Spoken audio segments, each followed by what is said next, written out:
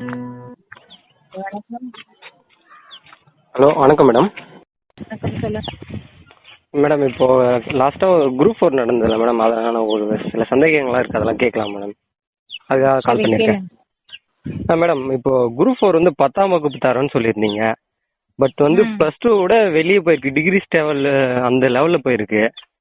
இப்போ நாங்களாம் வந்து நீங்கள் ஃபஸ்ட்டு சிலபஸ் கொடுத்த உடனே நாங்கள் வந்து ப்ளஸ் 2 வரைக்கும் தான் கேட்க போகிறாங்கன்னு சொல்லிட்டு தரவா நாங்கள் கிளாஸுக்கு போயிட்டு ரொம்ப கஷ்டப்பட்டு 3 வருஷமாக நாங்கள் படிச்சுட்டு இருக்கோம். இப்போ நீங்கள் சிலபஸ் கொடுத்த உடனே நான் சிலபஸ் வைஸாக நாங்கள் கரெக்டாக படித்தோம். நீங்கள் இப்போ எதன் அடிப்படையில் அந்த 10ஆம் வகுப்பு தரேன்னு சொல்லிட்டு தமிழில் 40 அந்த ஒன் வேர்டு மட்டும்தான் அந்த புக்குக்குள்ளே இருக்குது, மற்றதெல்லாம் வந்து அவுட் சோர்ஸ் தான். இதுக்கான ரீசன் என்ன மேடம்?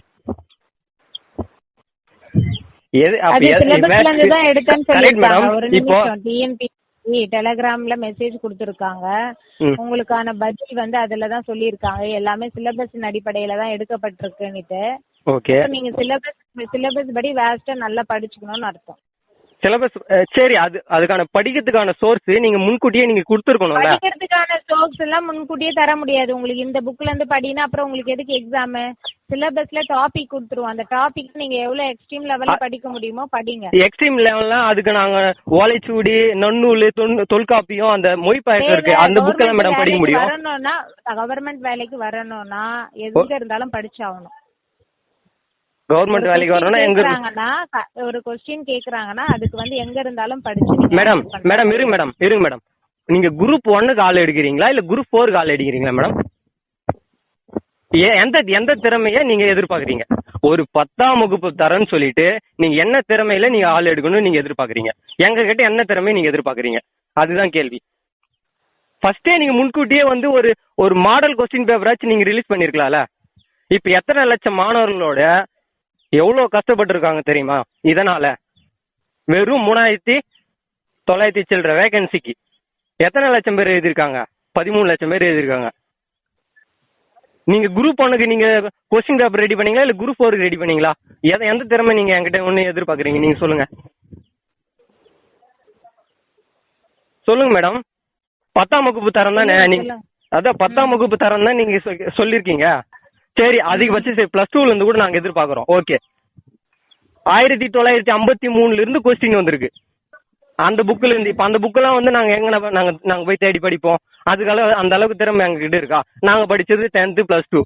நீங்க அது அடிப்படையில தான் நீங்க வந்து ஆளுக்கு வேலைக்கு சேர்க்கறீங்க. திங்கக்கிழமையில இருந்து இதே கால் தான் பண்ணீங்க. இப்ப என்ன சொன்னீங்களோ திங்கக்கிழமையில இருந்து நாங்க இதை கேட்டு தான் இருக்கிறோம். அதுக்கு தான் உங்களுக்கு டெலிகிராம்ல பதில் கொடுத்திருக்காங்க. அதான் மேடம், சிலபஸ் அடிப்படையில் தான் எடுக்கப்பட்டுள்ளது அப்படின்னு சொல்லி எங்க சிலபஸ் அடிப்படையில் தான் எடுக்கப்பட்டிருக்கு. சரி, ஒரு டிகிரி சரி, நீங்க உங்ககிட்ட கொடுத்தா அந்த கொஸ்டின் நீங்க ஆன்சர் பண்ணுவீங்களா? அந்த கொஸ்டின் பேப்பர் நீங்க 10ஆம் வகுப்பு தரேன்னு சொல்லிட்டீங்க.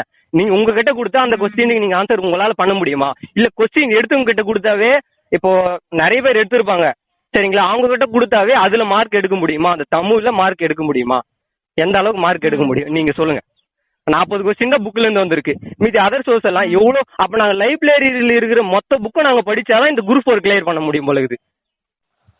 எத்தனை வருஷம் நாங்க உட்காந்து படிச்சுட்டு இருப்போம்? ஆவேசப்படாத, ஒரு நிமிஷம் இரு. இந்த முறை ஏதோ டப்பா வந்திருக்கு, அதனால இப்படி பேசுறீங்களே. இதுக்கு முன்னாடி எல்லாம் ஈஸியா வந்தது மேடம். ஒரு முறை இல்ல மேடம், நீங்க சொல்றீங்க நீங்க ஈஸியான ஒரே ஒரு வார்த்தை சொல்றீங்க, இந்த ஒரு முறைன்னு சொல்றீங்க. இந்த ஒரு முறை தான் மேடம் எவ்வளவு பேப்பர் ஈஸியா வந்தது. அப்பதான் போன் பண்ணி ரொம்ப ஈஸியா கேட்டிருந்தீங்க, டிஎன்பிஎஸ்சி சூப்பர் அப்படின்னு என்னைக்குதான் ஒரு நாளைக்கு சொன்னீங்களா மேடம்? அதுல கூட நாங்க ஒரு மார்க்ல வந்துச்சு. ஓலைச்சுவடியில இருந்து எடுத்துட்டீங்க, கல்வெட்டுல இருந்து எடுத்துட்டீங்கன்னு திங்கக்கிழமையில இருந்து இதை இன்னைக்கு வரைக்கும் அவ்வளவு கால்ஸ் பண்ணிட்டு இருக்கீங்களே, ஜீர்ணிக்கவே முடியல உங்களால? ஆமா மேடம், ஆமா மேடம். ஜாலியா இருக்கீங்க. ஒரு மாணவனுடைய அந்த வாழ்க்கையில நீங்க விளையாடுறீங்க மேடம். இப்போ 5 வருஷமா உட்காந்து படிச்சுட்டு இருக்கானா எதுக்காக?